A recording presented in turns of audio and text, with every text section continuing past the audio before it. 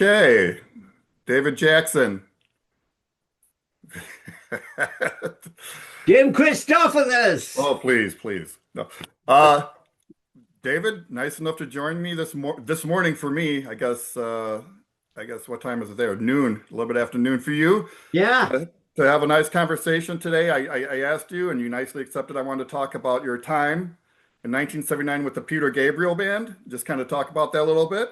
And you come in full regalia with your horns and is that the classic hat? Is that the same hat from the Vandergraaf days? Only one. There's Only one. only That's what I one. thought. There's only one. And Oh it's my gosh. just about hanging together. It requires regular maintenance and repairs. Yeah. I remember talking to you for the book 20 years ago, and you said an old girlfriend made that for you in the early She 70s. did. She did. And that's the same one. That is the It hat. is. But I've got Wow. have a special edition. Can you see that or not? I see something. There's something silver on the back of my Hmm, hat, and it's a cat badge that my sister gave me from my father's estate. And that cat badge was at Dunkirk when he escaped from at really? Dunkirk, 42, Yeah. and at the D-Day landings, day 4. Holy cow. It was the same hat badge, and he survived both of those horrendous Yeah. things. Especially D-Day with all the Americans there. God, Yeah. Yep. Yep. Yep. God rest them. And Yeah. he survived both of those. And I was born in 47. So that cat badge has Right then. done, Yeah. done a bit of Oh, history. well, that's what God bless. And that's been on there since day one or shortly thereafter. You No, put I that on put the it hat? on recently, only Recently. recently. Okay. Yeah, in the last few years. I'll just Yeah. give a quick blast and put these horns down because they're Mhm. still Heavy. pretty heavy.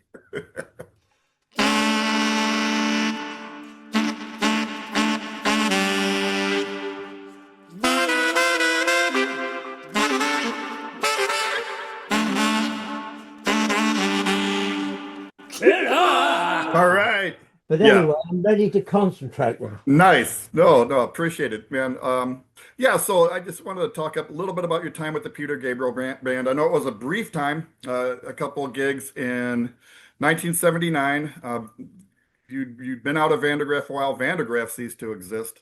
So I just want to talk about that period. And I think to start on that, um, what people may, what people may or may not know, I think many will know, but some might not, is that you had a history with Peter because I mean Genesis, where he came from, was on Charisma, and Graaf Generator was on Charisma, and so you guys, going back to '71, uh, you did those tours together. There was like a lot, the six Bob tour, and besides that, with Genesis and Lindisfarne and then Graaf, and then besides that, you guys just did a lot of like double bills too around '71, '72. So. What are your memories of that? I mean, I know it's a vague question, but just there's a Yeah, history. What I'm trying to get, there's a history there with you and Peter, and I'm sure you knew him at that time. we used to meet them in the office, Yeah. and they were a very sort of exciting band, really, Hmm. because they were so particular. They weren't like, I mean, Charisma was a stable, Yeah. Emerson, Lake and Palmer, Jackson Heights, Audience, and so on. But suddenly there was this young band of public school boys, essentially, Yeah. Charterhouse. bright- Yep. yeah, bright people, very bright, educated people, and very, very charming, and but very determined to get on. And they were very friendly to us, and it was a very good, I think it was a very good combination for gigs. And we did loads and loads of gigs together, just universities and things like Yep. that. And then there was the Six Bob tour, and then uh, back in 72 when we were massive, and then I don't think Genesis came in 72 to Italy, but they did in 75 and 76, Right. and later on, but there was a little bit of woo Well, yeah, just, who's well, coming to they start actually. here. I mean, there's no. I mean, it's so long ago. You would be excused for not remembering. You guys were Pawn Hearts was number one over there, and they actually did have success. They had an album called Nursery Crime that Yes, yes. also was very successful. So Italy was real big for them as well. So you guys like you both had your cult followings in Britain. The Six Bob Tour, I don't know if you remember this, but you guys were playing the big concert halls of the nation, the three of you, Genesis, Lindisfarne, you guys. Oh, yes, yes, And, yes. and that was real successful for I think all three bands, but Vander Graaf did really well with that as well as the quote unquote headliner, or at least the band that went on last. But not long after that, a few months, you, based on the success of that tour, were on the cover of Melody Maker. The Vander Graaf made the cover, but it was a picture of you called the Van Driver, and they said Vander Graaf, Britain's most fashionable band. So you guys had a big cult following. Genesis was getting going, and then Italy exploded for both of you guys. So there's a book on Genesis called Chapter and Verse that I dipped in and out of, but I saw a quote from Peter Gabriel where he's talking about those times, and he says that he was actually the most social with you. Do you remember hanging out with him at all in the 70s, like outside of the band stuff, or just kind of being Uh, friends, just friends kind of thing? not really. Yeah, no, not really. I don't remember um, that so much, but I've got a really nice little story of Sue, my wife. We Mm. were only fairly newly married. It was in October 73, 73. Hmm. And Sue had been to see them in Brighton, and she'd got a ride with Alice, Peter's girlfriend. They were Yeah, friendly, yeah, and with Richard McPhail in a van. yeah, Saw the gig, came back the next day. Gabriel was wearing all these flowers and stuff like that. yeah. And the next day, she went into the newsagent to get the Melody Maker because that was religion in those days. You had to have Right. the Melody Maker just in case I was in it. But Of course, yeah. Right. Why not? why not? But on that particular occasion, Peter Gabriel was on the front page of the Yeah. Melody Maker in October. I forget the exact date, but it might have been the 13th, I think. But um, and Sue was in the queues ready to pay it, and somebody pushed through, and it was actually Peter Gabriel, and he said, Oh. "Let me get that for you, Sue." Um, so Yeah. I wish I had that copy. I don't know where it's gone, Oh, that's fantastic. but I Oh can sell man. it now. But actually bought by Peter Gabriel. But I don't know how many copies he bought. But Yeah. Well, I remember you told me, you won't remember this, but you told me like years and years ago that when the one of you came out, you went to the newsagent and bought several copies, and you were I hoping the did. girl behind the counter would notice you, and she didn't. It's just like very No, disappointed. why is he buying all those copies? No, that It's I funny you mentioned Richard McPhail because he had an autobiography out, um, and in it he mentioned that the two bands were very friendly, and he wrote in there that there'd be gigs you guys would play together, and then there'd be this like kind of cross section, like there'd be times when you and Guy would travel with Richard in the Genesis van, and just kind of like you yeah, guys would intermingle and stuff like that. yeah, we did. Yeah, I can't remember everything No, I mean you he wouldn't remember means, that, but yeah, yeah. but I do remember we were very sociable, and it was really, really special when he asked me to play for him, I tell you, because the only thing I was doing really at that time was I played on Peter's album, Peter Hamill's albums, Yeah, yep, yep. doing those. I was kind of writing music myself. I was always practicing and things, Hmm. um, and writing stuff. But I was because I was truck driving. I was tied to the flipping wheel in those days. Yeah, I had to do it. yeah, And the hours were insane. I started work at 5 a.m. So, I was yeah, really, really dedicated to yeah. Well, survive. you were a new father. You were done with the Yeah, band, and you got to do what you got to do, man. Yeah, you have to. You got to do just, what you got to do. Yeah. yeah, you So don't think about anything else. I mean, but anyway, suddenly I've been asked to play um, at the Radio Festival, and yeah, topping the bill. I mean, it was topping the bill. It was a heck of a, I mean, I don't know if he was overall top of the bill. I tried to research that because, but he was a headliner for sure. I mean, he yeah, it was. was maybe Yeah. Sting. I don't know, but there were some good people there. God, I just saw the lineup, but I can't remember. I don't, yeah, I don't remember. So how did that come about, though? I mean, you'd obviously known Peter through the years, and then all of a sudden, you're kind of stepped away from music for a while to raise your family, to do the right thing, and then all of a sudden, you're doing these gigs with the Peter Gabriel Band. As far as you remember, how did that come up? Well, I think I just got a telephone call. In those days, there was, there were house phones. That's all there were. Yeah, sure. There was no email, nothing. So the No, phone, landlines. Yeah, there were yeah. landlines. Yeah, the landline was Landlines. rung, and I'd probably been working, and Sue said, "Ring Gail." Gail was the Yep, Gail Colson. manager Yep, at Tony Stratton Smith's agency and management record company, etc. yep, yep. Ring. So I rang her, and she said, "Would I do? Would I come and rehearse with Peter Gabriel and do 3 concerts?" And the main attraction was this Reading Festival, and it literally was just a few weeks away at that point. So I learned. I had his album, so I was playing things on the turntable, wearing them Yeah, out, learn as many tracks as possible. They must have given me a set list because there's far too much to learn. But right. anyway, I concentrated on what I thought he was going to use, and went to the rehearsals, which were at his studio in a place, I think it was called Box, which is very near um, Bath, on the Okay. outskirts of Bath. Incredibly scenic, beautiful countryside, Hmm. and in that part of England. So we went there and rehearsed like mad. Um, but I think I might have said, "Yeah, what? Why me? Why me?" Because she's kind of high powered now. Peter Yeah. Gabriel, he's left. Well, I don't know, had he left Genesis at He that had point? left Genesis 4 years. He left in 75. This is 79. He's got Oh, two yes, that's solo right. albums out. He's He's got he's two not albums. he's not MTV big yet, but he's got a huge he's getting a worldwide big cult following, on the verge of being mainstream. But yeah, he's And he pretty had much some, up there. He's he had headlining some, Reading. Yeah. he had a big single, didn't he? Salisbury Hill was a Salisbury Hill. That's right. Yeah. massive hit.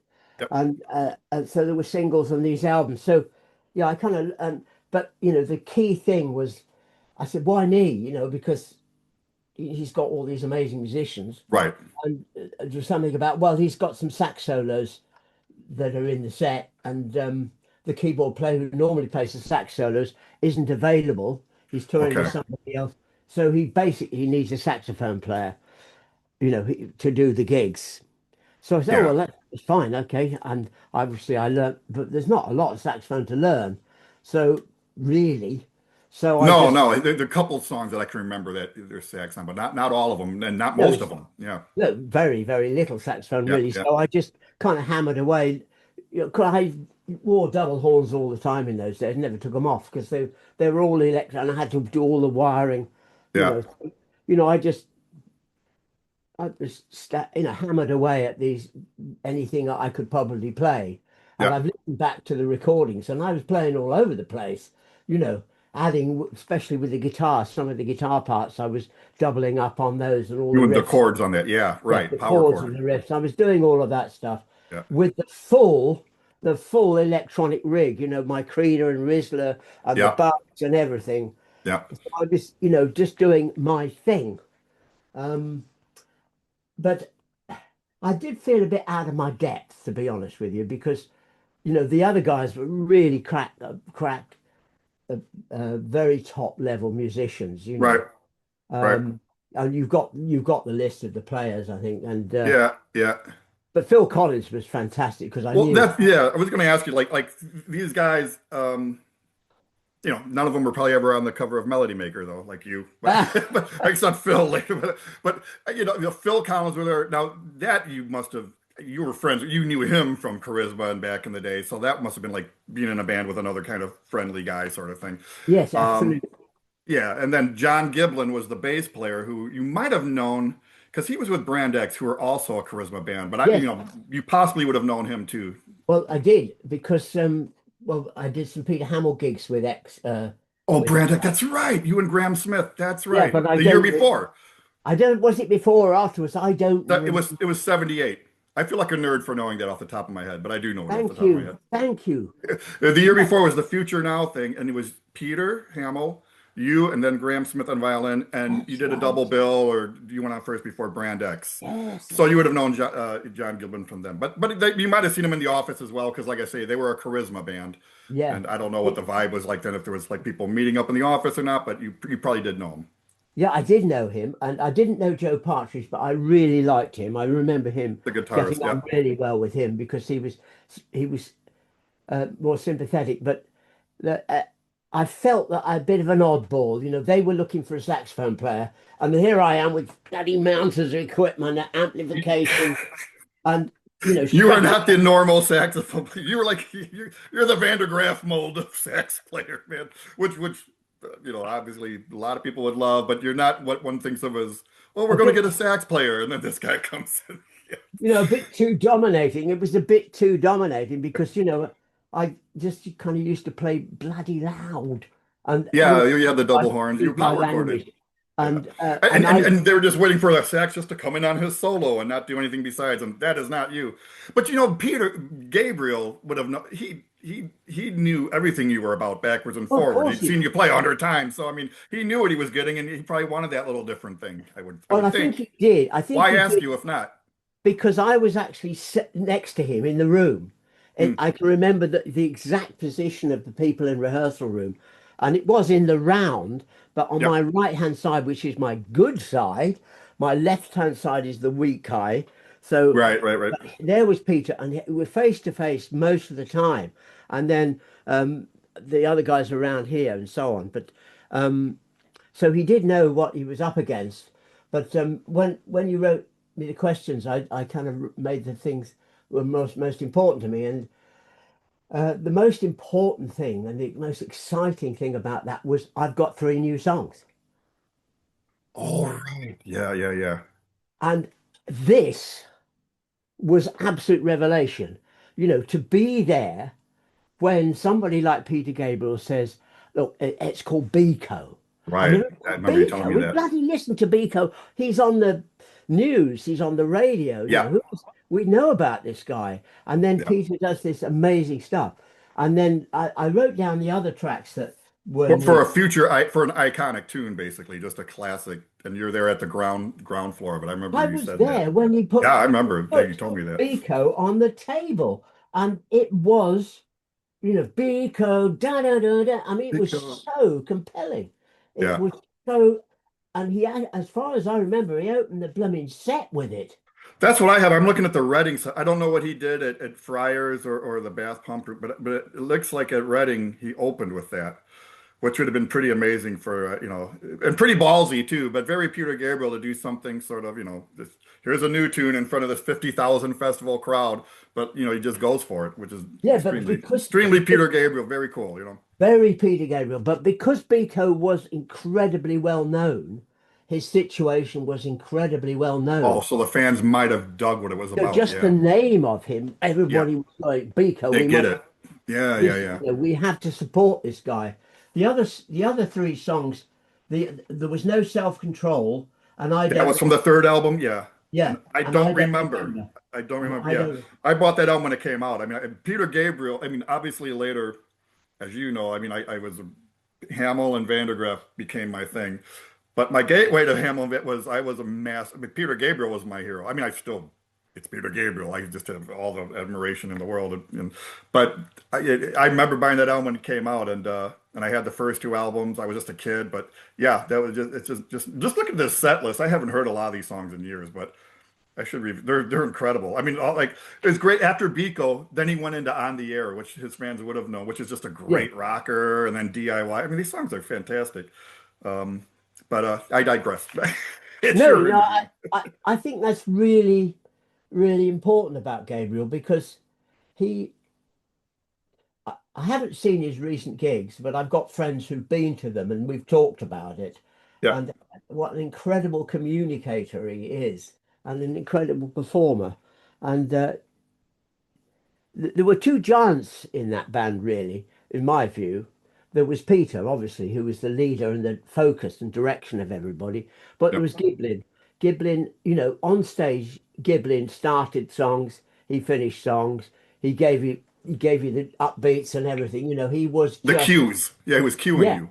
yeah, he was so strong, and you need that. You can't Yeah, you can't that's cool. always follow a vocalist. If you're a band, you've got to be a band, and the bass, is everything in a band, really.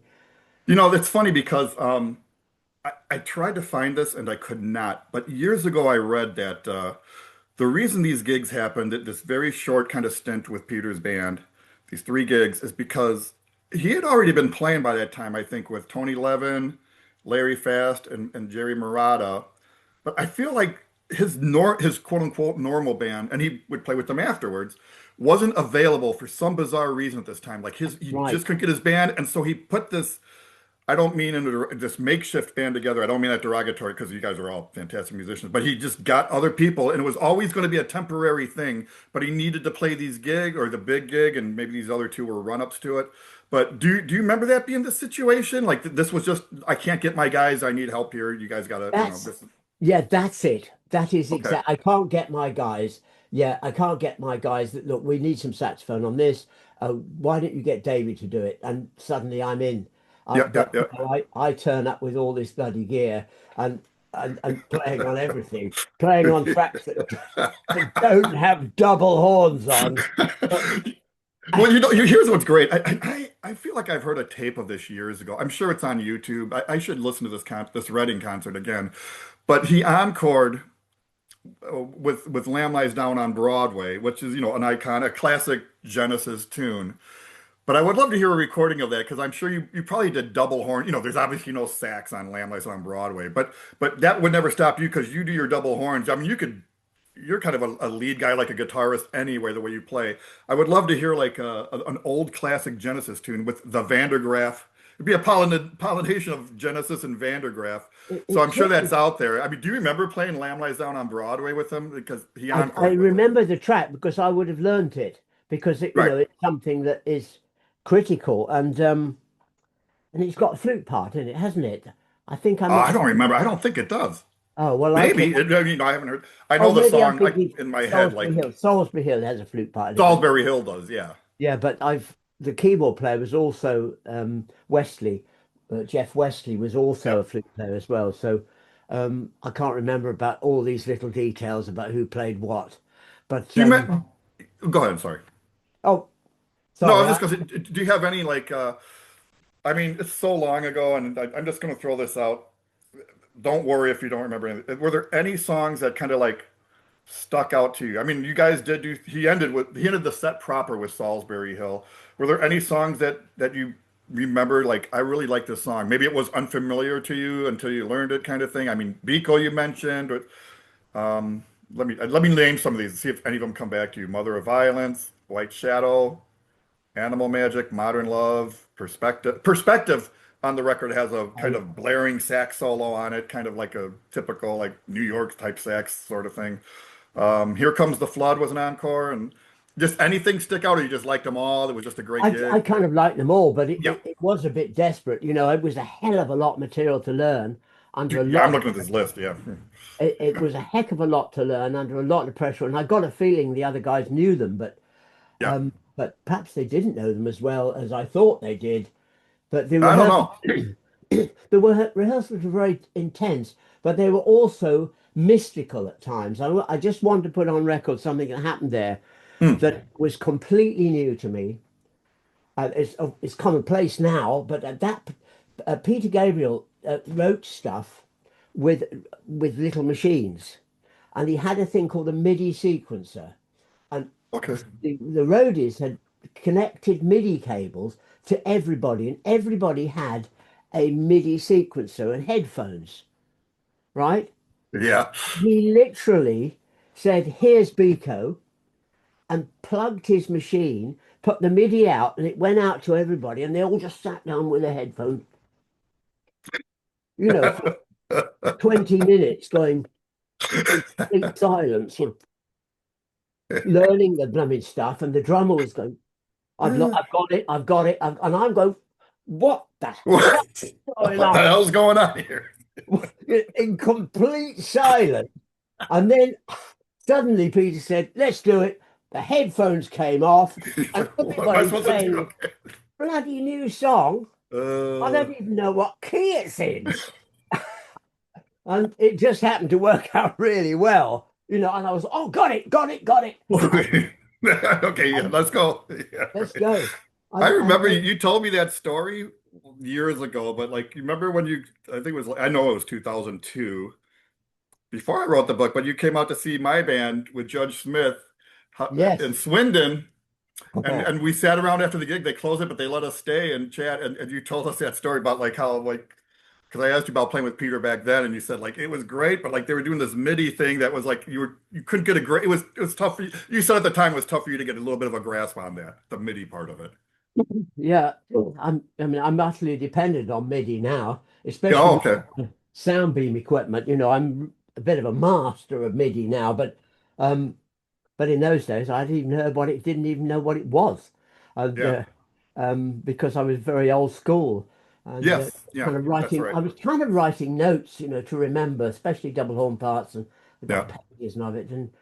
And there were three gigs I remember. The I one I in was just going to say, yeah. So I was going to ask you that next. So there was three gigs. So obviously Reading was the big one, and I'm assuming, although I didn't check the dates, but I'm assuming that the Bath Pump Room and Friars and Aylesbury were before Reading because you would have yes, done they those were. as run-ups to Reading, I would think. Is that correct? Yeah, that's correct. The first gig was in Bath, Right. right? I have checked the dates. That was on the 23rd of August, Okay. 1979, and Yeah. and Tom Robinson appeared at that gig Okay. and Yeah. sang some songs with Peter. He would have sung the songs that were well known, presumably. Okay. And I was kind of had a sheet, some notes here, and I was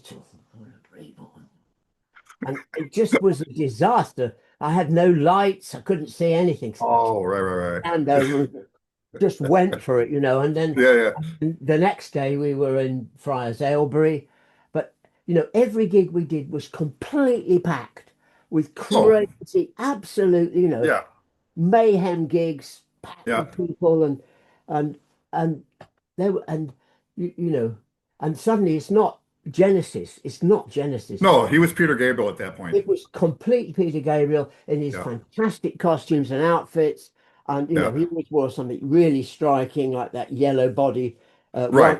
the yellow onesie and things like that. Yes. Yeah, He yeah, yeah. danced around like a flipping dervish Yeah. and No, he's a performer, man. such a performer. And Yeah. it was It, electric. It was electric. Those gigs were electric. And I realized, my God, this is a wonderful opportunity here. you played now Friars. I don't know if it was the same Friars, but you had a history with Friars. Vandergraaf had played there several times in the early '70s. It was Yes, David yes, Stopp's club, and it was like one of the cool clubs in the country that everyone used to talk about. it certainly Apparently, was. right? Yeah, Yeah. it was. It was. It was always on the tours. It was like, you know, something you always did, Aylesbury, Friars Aylesbury. Yeah. Yeah. So what's funny is that it's not funny, but I think it's kind of cool is that David Stopps has a site for Friars, and there's some, you hit the Peter Gabriel '79 gig, and there are some articles, like little blurbs on there that kind of mention you because you were like sort of somebody in your own right, and David Jackson of Graaf Generator on sax, and they might not mention anybody else in the band except Phil, but it's like a standout. And I gotta find this, but there was a Melody Maker review of his set at Reading, and it talked very positively about the gig. But then toward the end, it said, and saxophonist David Jackson, once a Graaf Generator, was particularly impressive. So I think it was like I think it was pretty cool, like that you had your own sort of reputation. And I don't, I just always, I thought that was cool. I kind of wish that he would have. This is another question I want to ask. The Reading gig went well. I'm assuming that by this time, like, you were happy with your performance. Yes. I mean, were you happy with the way it went? Oh, absolutely, Yeah. absolutely. But of course, I never heard it for years and years and years and Right. years. But I just had the typical memory of great gigs and everybody being really pleased and not being a problem. But I presume you're going on to the recording that followed. I was going to ask you, like, so he had two albums out by this time. I wish he would have used you on the second. And then he's coming out with that third album, The Melt Faced, which has Biko and and a few other things. And I remember there was some sax on that. I just wish that you would have been. It would have been great if you were around there. Uh, So, but so, so what happened with that? Were you even asked, or did it never come up? Or I just well, do you I remember? do remember him saying, I'm going to do some, I'm going to record. I think they recorded in London in those days. Hmm. Now, you have to bear in mind my secret crime, because my secret crime was that I was delivering for an enormous food chain in Britain Right, called you were driving at the time to put food on Waitrose the table for Group. your kids and your wife. Yeah, Yeah, right. the Waitrose Group. I was working for a subsidiary, and in fact, I wasn't doing that just. I was actually training other drivers because I had the top qualifications in truck driving, and they wanted me to teach the other drivers to get the top grade exam because I had it. And Okay. so I was very experienced, and because, you know, I'm quite well educated with a couple of degrees, although I kept them very secretive. And talk like that, mate. I am here, my mate. Total normal Yeah, bloke. the But other truck drivers. Look at the educated guy over here. What the? no, you could not be an No, educated guy. You were, I hate college. Yeah. yeah, exactly. You would have been taken out by somebody. Oh dear, a wheel fell on Dave. Right, right. Yeah. Mr. It was Education over here. Yeah, right. It was really funny because they always called me Jake in those days, which I ended up giving to my son, you know. Um, Hmm. um, but I'd already got the name Jake Jackson, the driver, but or sometimes Jacko, but they used to call me Jake. But Yeah. anyway, so I actually had to pull a sickie for that whole Gabriel period. Oh my God. So that's stressful enough anyway. Just Oh, it yeah. is because, That is stressful enough. Yeah, yeah. because I wasn't just the driver, I was training people as well. So they were saying, are you okay now? Are you better?" "No, I'm still really bad." And on a landline from Bath, you know. I, Oh, I yeah. really, I really feel guilty It's such a about. schizophrenic life. Like this trucking thing that you have to do, and they need you to come in, and then you're on stage in front of like all these people doing the rock star bit, and they just don't know it. Yeah, They have it's no out there. idea. Not Yeah. one of those drivers was New. remotely interested in Reading Festival, No. or they were just drivers. No. Yeah. Lovely guys. Some of them were really nice Oh, guys. yeah, Uh, yeah. Um, I've done jobs like that, and then yeah, absolutely. And so I pulled the sickie, but I know the day after Reading Festival, I was back there teaching, you know, oh And then God, the music thing seemed like a dream. Did that really it happen? did seem like a complete dream, a complete Yeah. fantasy. I remember Peter saying, "Well, if you're available, if you want to come to the sessions." And I think probably what happened was they recorded Biko, and oh, we'll get a sax solo, and somebody said, "Oh, Alan Skidmore's literally, he lives round the corner." Somebody said, "I'll get him in, he'll do it." Because Yeah, yeah. getting me there with all the kit, It would have been tough. it would have been too complicated. And So it's possible you could have been on it. It's not that he didn't want you or anything like that. It's just like your life at that time. You just there's just it was stretching you too thin it to was do that. strange. Yeah. I, I wasn't asked to do it. I said, "Would you be available?" I said, "No, I'd love to do it. I'd love to do it." But you know, I just didn't think of it again. I just carried Yeah. on as if nothing had happened, Right. as Yeah. if the Yeah. whole thing had been a A dream. dream. Yeah. A Yeah. No, complete that makes dream sense. and a Yeah. fantasy. And what was amazing was the dream became a reality in whatever it was in, I got the date somewhere. It's just in your questions, it really did promote a big thought about me actually getting to hear the gig. Um, uh, Oh yeah, so you said somebody from Japan sent you a recording of it yeah, like yeah, in recent years, and you had it never heard was it before. it was in November 2012. Okay. I was doing a big a 3-day festival in a place called Mantova Mm. in Italy, which is a spectacular, it's like 315 bedroom castle built by Napoleon in this beautiful Italian place. It's unbelievable, Mantova, or Mantua is the Italian word. But we were playing at this festival there, but it was a Genesis convention. All the Ah. bands were Genesis tribute bands from every period of the band's history. Mm. And I was the special guest with David Jackson and another Italian band called Alex Copani. So we literally did the gig, and It's just a really nice little story, to be honest with you. You know, the drummer in that band was also speaking. There was a conference. The bands played. Everybody went into the conference room, typical Italian, and asked questions about and what. Ask questions about, and I would say, "Well, I know the answer to that. I know the answer to this." And anyway, my friend Gigi Cavalli-Cocchi um, was the drummer with the band that I was playing with, and we sat down, had a meal, and we had an interpreter between us. And although we'd worked together for 10, 12 years at this point with various bands, we'd never had a chat because he doesn't speak English. Brilliant So drummer, you but spoke it. You don't speak Italian. I don't know why I thought you spoke well, Italian. yeah, I only directions, musical language, but they start going on and on and on. And then you lose it. I Yeah. lost it. I lost Yeah. it, Yeah. and that would happen. So we never really chatted. And suddenly he was talking with Gabriel, Genesis, and I Yeah. said, Yeah. Yeah. "Oh, tell Gigi, I just got this tape, this digital transfer because they existed in that. You know, I think there was digital in music at that point. So I got this digital stuff from Japan, and the BBC had put out the concert in on the World Service. My friend in Japan recorded it, sent it to me, and I said to Gigi, I said, Gigi, you're not going to believe this. I've just literally received a recording of the Reading Festival. And the guy suddenly, oh, oh, oh, he became Yeah. overcome with emotion. Emotional. Oh, okay. I thought, oh, I said, what have I said? What have I said? Calm him down to the interpreter. And he said, he's a big emotion. He's a grand emotion. He's intense. So he's intense.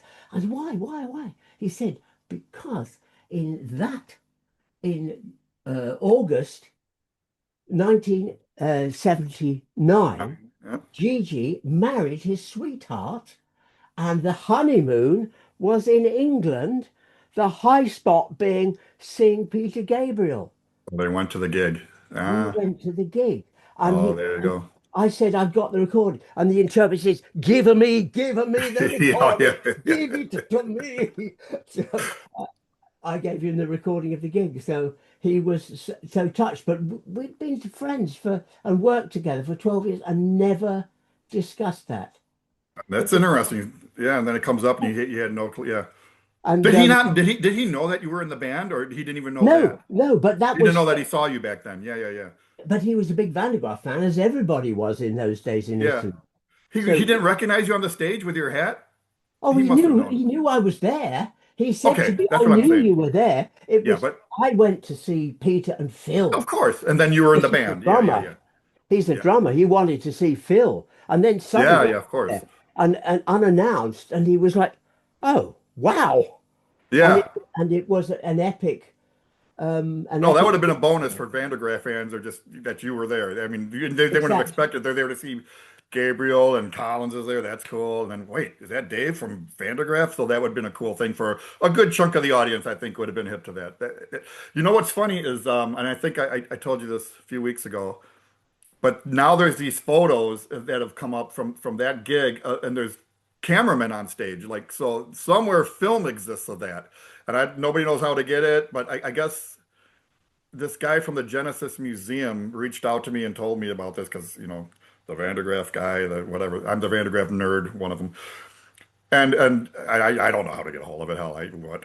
But some footage of these other bands that were there has surfaced. So there's at least hope that Peter Gabriel's set from Reading 79 is on video and it'll surface, so that'd be Well, cool to well, see your younger self on stage with Peter. well, that would be very, very exciting. And Yeah. I think, if you do make this film, I think it might trigger something. Yeah. Because your last project triggered enormous Oh, the things, Vandergraafs to New tentacles York. reaching out across the world. Yeah, I'm moving to Hollywood. Hollywood's reached out to me. I'm Fellini, Hitchcock, Christopulos, so it's Those been are good knowing you. all.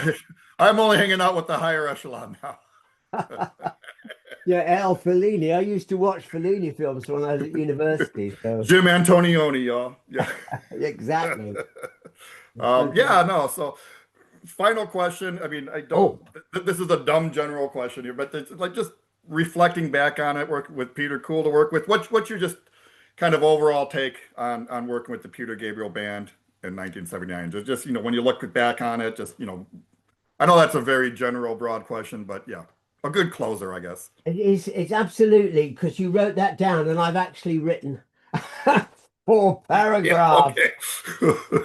which I can read out or you can have, but perhaps I should read Since what it's a I wrote. video, maybe you should read it out loud, but I'll make it re sound like it's conversational. okay, look, it was magical.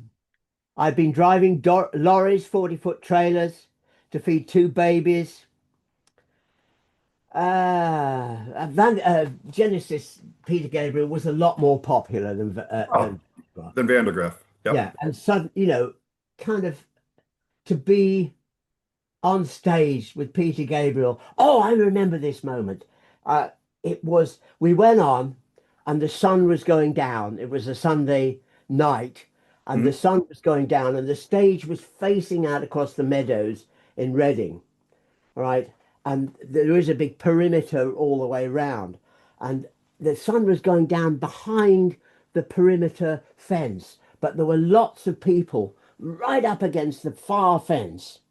And as he did Biko, everybody started clapping. And then Oh, this that's amazing. clapping went down, down, down, down, down, and down till it was on the horizon. And you could see these people clapping and the Oh whole my. crowd roaring and shouting, Biko, Biko, Biko, to celebrate this poor man Yeah. tragic death. And they Because, didn't even know the song. It's not because they knew the no, song. It's because the power of it. It was unfamiliar to them, but just that it was just that completely. powerful already. Yeah.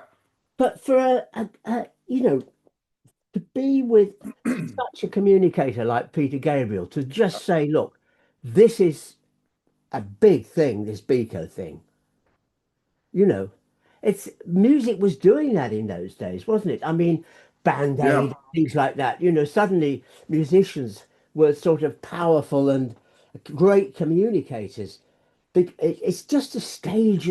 There was no real media in those days. There was television and radio, but the festivals were where everybody communicated Hmm. and thought about things in a way. I know they did lots of drugs and lots of silly things as well, but not me, my lord. Cut. Not me, but it was all the clapping was out of sync. And I don't remember ever experiencing before the delay in amplification. Oh, okay. Oh, that's interesting. Yeah. I'd never experienced that before. I Because mean, it was such a big venue that the that's funny. delay, the staggered PAs that went back through Yeah, the yeah, yeah. The because it clap was back and such stuff. a Yeah, yeah, big yeah. festival. And although Van der Graaf had played at Reading Uh, Festival, yeah. they'd played in the daylight. We'd not played at dusk. And there's something incredibly powerful about That would be dusk. powerful. Yeah, that'd be powerful. I was going to say just a quick diversion. I don't want to off track you because I love what you've been saying here, but I have an audience recording of 75 Vandergraaf in Rome. Just you guys were huge in Italy, obviously. It's where you got Absolutely. your equipment stolen, but the concert itself is great. But it's such a huge venue. It's like, 15, 20,000 people that guys kick drum and snare on the tape is like just a split second off from the rest of the gig. And it's just because of that, such a big venue Oh, you guys right. are playing. It's a Yes. clapback thing. So you Yeah. had played big venues, but Reading, and you've done big festivals, but no, to get that clapback. But the visual, yeah, with the sun going down and the Absolutely. people, yeah, that's pretty amazing. And It being a was little bit kind off time because you're hearing it on the stage and they're hearing it back there. It's a little bit of a delay. Yeah. yes, but it was like a ripple effect going like that as Yeah. everybody was clapping Well, so Biko. everybody's clapping slightly off I know, the but rows. I, Yeah. I found that utterly, utterly exhilarating that moment. Um, to just walk on and have that Yeah. roar and you hear Yeah. it And on the that's the first number. I That's the know first two. it's Yeah. just That's great. it's just exceptional, and it was the world premiere. I mean, of a song that Yeah. was really important.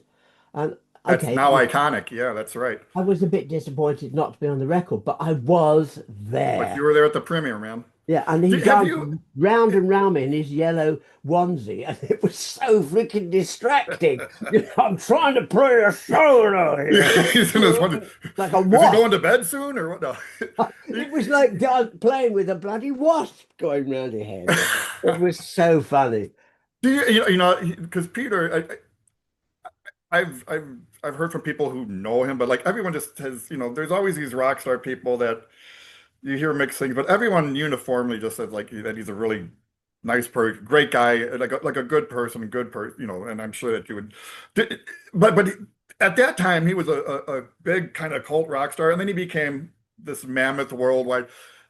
Have you ever talked to him like in recent years? I mean, it's probably just so. Oh, I I have got mean, a I can't lovely imagine you've talked to him in 20 or 30, 40 years or whatever, your, but have your you had any question. communication or no? Your questions are so great, and Oh, having I don't know. no, they are honestly because they stimulate it.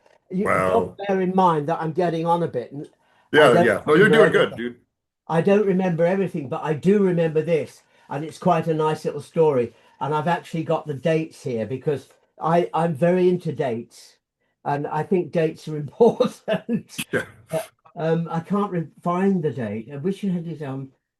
What's the question? Whether some I was just asking if you had any communication with them yeah, throughout the okay, so I 80s, can't 90s, really all, find or just a high or I anything. can't find the written answer, but I'll give you my okay. Yeah. My daughter Dory has been living with this wonderful musician called Jim Watson. Jim Okay. Watson plays the keyboard and piano, organ, etc. He's got a massive gig with Manu Katché. Manu Yes, Katché the is big, percussionist yeah, a big relate. Well, you're a for drummer. Peter Gabriel. Yeah. Yeah, for Peter Gabriel. So big connection. So Jim says I'm playing with Manu at Ronnie Scott's club. Do you fancy Ah, the jazz club. Yeah, yeah, you yeah. fancy coming? I said, "Oh yes, I'm coming, I'm coming." So we drove together, we did the gig, and um it was absolutely packed. The club was absolutely packed. There's only one place you can sit. There's only one, and Dory was there, my daughter was there as Yeah, well. yeah. And so Dory and I sat at the bar because they have three seats for guests. That's it. Very strict. So I'm sitting there and oh my God, this is amazing. The band's here and it sounds amazing. And then suddenly, bloody hell, that's Peter Gabriel. He comes in Oh, and sits next to me, but he's like, I'm not, I'm not Peter he's Gabriel. I'm focused. not, He's I'm not focused. interacting with anybody Yeah, here. yeah, Okay, so we just yeah. sat down, we did the set, and then the moment the first set was over, he disappeared, and he obviously went off to see Manu and stuff like that.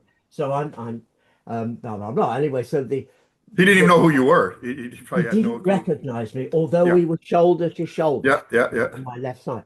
Okay, so what happened next was the second set play, but at the end of the show he disappeared again instantly without acknowledging me at all. Yeah, yeah. And I was like, oh well, yeah, it's very difficult to start a conversation like that at a gig when the music is so compelling. It's not You conducive interrupt to, it. yeah, You no, can't no, interrupt. you You're can't. No, a bit it's, late. You can't sort. Oh, hang on, hello, man. yeah, Not right because the gig was you can't do it. absolute genius gig, Manu Katché live, and apart from the fact that Jim was there, and I can't take my eyes off Jim because he's so good. Yeah, And Dory, they married recently, but anyway, Peter disappeared and Dory disappeared as well. And I just sat on the bar and had a drink, because I wasn't driving or anything. So, yeah, yeah, and yeah. then Dory says, "Look, this is ridiculous. Peter was there. You've got to say hello to him, Dad. You've That's what got, I'm thinking. But see, I'm on the you've same got, page you as Dory, can't but let I it don't, go. but I You wasn't can't, there. I don't, yeah, yeah, yeah. you can't let it go." So Dory disappeared to see Jim and said, "Look, this is ridiculous." He sat there with Peter Gabriel Yeah. for another 2 hours, and I'm David. I played sax with you, Jackson, and he he would have hadn't loved it. He would not have been all sta he probably would have hugged you, dude. I don't He know. probably did in the end, but the Oh, joke, the trick was perfect. Jim, my son-in-law, is very, very funny and an incredibly brilliant musician. But he went up to Peter Gabriel and said, "Look, Peter, he'd already been introduced to Jim and so on through Manu, who was charming man, mm, absolutely charming man." And he said to me, "Look, I'm really sorry, Peter, but this is my girlfriend. We've been together for ages, and her dad has always wanted to meet you. Would you mind so much as just saying hello, shake his hand." So he's a little bit grumpy. He's a little bit grumpy, right? Yeah, yeah, yeah. And he comes towards me, and I reach out my hand, and he's going, "Oh my God, it's you!" And he just gave me a massive hug. So We Peter had a freaked out lovely, when I told, yeah, that's awesome. and we had a lovely chat, Oh God. but it was 5 days after the death of Nick Potter. Yeah, so you were in a weird place then, I'm sure. Yeah, yeah, But yeah. he knew he'd been friendly with Nick, like Yeah, everybody yeah, yeah. at Van de Graaff, Yeah. because Nick Potter was very elemental at that time. The Uh, early Van de Graaff, yeah. yeah, which was the Van de Graaff that Genesis When kind of, Genesis first signed, yeah, you yeah, guys were that five piece with Nick it before was he the split. five Yeah. piece, and we were sort of, and he knew uh, Nick Potter, and so we talked about Nick Potter, and then suddenly it was all over, and he'd gone. I've got to go, and that was it. So that was the last time I saw him, and I thought, But that's still in the 2000s. I mean, that's you guys connected. That's awesome, dude. oh yeah, That's I've got the date down here because as I say, I'm fascinated by dates. Um, anyway, you could find it. Um, no, no, no. Oh well, it doesn't matter really. when did Nick pass It's away? there somewhere. Sorry, my notes are all got jumbled up. Um, 3, 4, 5. Gigs for sure. Metal. 12. Was it When, like 2013, 2014, something like that? Because I saw Van de Graaff in 2012 in New York, and I remember backstage talking to I think Peter about it because Nick was sick with Pick's disease. And he said, ask Guy about it. Guy talks to Nick all the time or whatever. So that was 2012. So I think it would be after 2012 or maybe that year or something around then or it was about then. It was then. I've yeah. got. I'll send you the date anyway, but I Yeah. can't find it because his pages of Well, notes here. But let me I think that we talked about the Peter Gabriel thing, the early days, Charisma, Peter Gabriel Band, and then reconnecting at the end. I think that's a good ending point. I think it that's all. is. It's very touching. It was Don't very hang up touching. because do you have any last words about this or because I think we Not covered really. it. Just I've really, really enjoyed thinking about it again. Yeah, no, I'm glad that this is going to be great. Don't hang up. So I better do. I'm not a podcaster. I don't know. I'm not good at it. I better do something official. Thanks Okay. everyone for watching. I hope you enjoyed. And you gonna blast one here real quick? Oh, okay. No, I won't blast anymore. Okay, here I'm gonna stop the recording. So, everyone, David Jackson talking about Peter Gabriel Band 79. It's been awesome. Thanks for watching. Okay, hold on. Let's stop this.